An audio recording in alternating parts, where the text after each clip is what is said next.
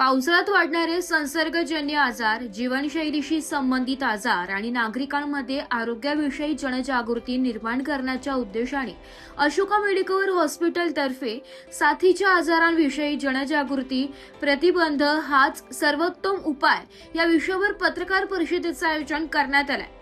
यावेळी doctor Rakesh Patil, doctor Sushil Anturlikar, doctor Paresh Alwani, doctor Rajashree Dhongade आणि छातीरोग तज्ज्ञ डॉक्टर स्वप्नील काकड यांनी पावसाळ्यातील विविध आजारांबाबत मार्गदर्शन केले।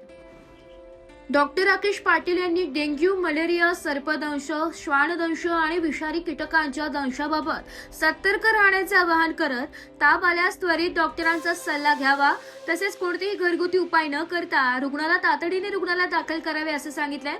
डॉक्टर स्वप्नील काकड यांनी पावसाळ्यात श्वसनामार्गातील संसर्ग, न्यूमोनिया, दमा, सर्दी, खोकल्याचे प्रमाण वाढत असल्याचं ज्येष्ठ नागरिक, लहान मुले आणि दीर्घकालीन आजार असलेल्या रुग्णांनी विशेष काळजी घ्यावी असे सांगितले।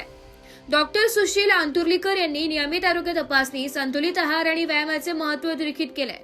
सोशल मीडियावरील माहितीच्या आधारे स्वतःहून औषधे घेणे टाळावे असा सल्लाही त्यांनी दिला। डॉक्टर परेश अलवाणी यांनी मधुमेह, उच्च रक्तदाब यांसारख्या जीवनशैलीशी संबंधित आजारांवर प्रतिबंधात्मक उपाय, योग्य आहार, व्यायाम आणि वेळोवेळी तपासणी यावर भर दिला। तर डॉक्टर राजश्री धोंगडे यांनी दूषित अन्न पाण्यामुळे होणारे संसर्ग टाळण्यासाठी स्वच्छतेची काळजी घेण्यासह प्रौढांनीही गरजेनुसार लसीकरण करून घ्यावे असे सांगितले। अशोका मेडिकल हॉस्पिटलचे सेंटर हेड अनुप त्रिपाठी यांनी उपचारांपेक्षा प्रतिबंधाला अधिक महत्त्व असल्याचं सांगत वेळेवर तपासणी, लसीकरण आणि तज्ज्ञ डॉक्टरांचा सल्ला घेतल्यास अनेक गंभीर आजार टाळता येतात असे नमूद केले।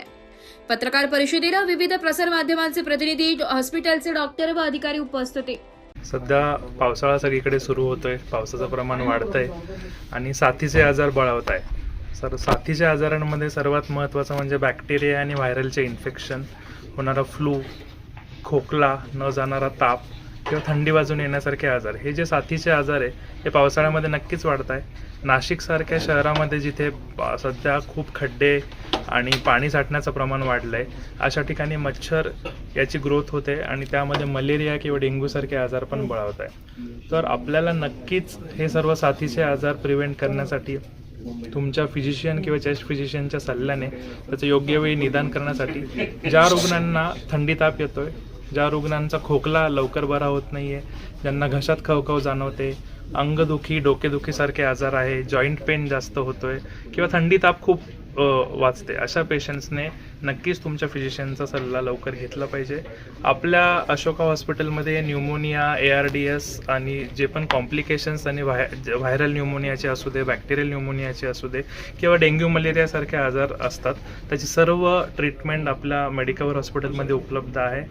ज्या रुग्णांना असे काही साथीचे आजार किंवा इतर काही आजाराची लक्षणं असतील त्यांनी नक्कीच आपल्या फिजिशियनच्या सल्ल्यासाठी अशोका हॉस्पिटलला भेट। आज आपण जे बोलतोय ते पावसाळ्यातील आजार।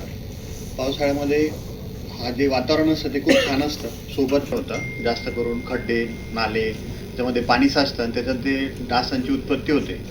लवकर तुमच्या डॉक्टरांचा सल्ला घेतला पाहिजे आणि रुग्णाने आणि रुग्णाच्या आजूबाजूला असणाऱ्या नातेवाईकांनी मास्कचा वापर करणं गरजेचं असतं।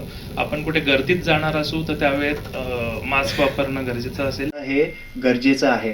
त्याच्यानंतर सगळ्यात महत्त्वाचं, आपण जसं म्हणतो preventive is better than cure, ठीक आहे, तर त्याच्यासाठी हेल्थ चेकअप करणं गरजेचं आहे। आता आलेलं होतं तिथं प्रायमरी ट्रीटमेंट घेतली, दुसऱ्या हॉस्पिटलला गेलं, नंतर आपल्याकडे आलं तर ते खूप जास्त कॉम्प्लिकेट झालं। तसंच पेशंट जर लवकर हॉस्पिटलला आलं तर ते लवकर बरे होतात। कॉम्प्लिकेशन ब्युरो रिपोर्ट, नाशिक लोकशाही न्यूज।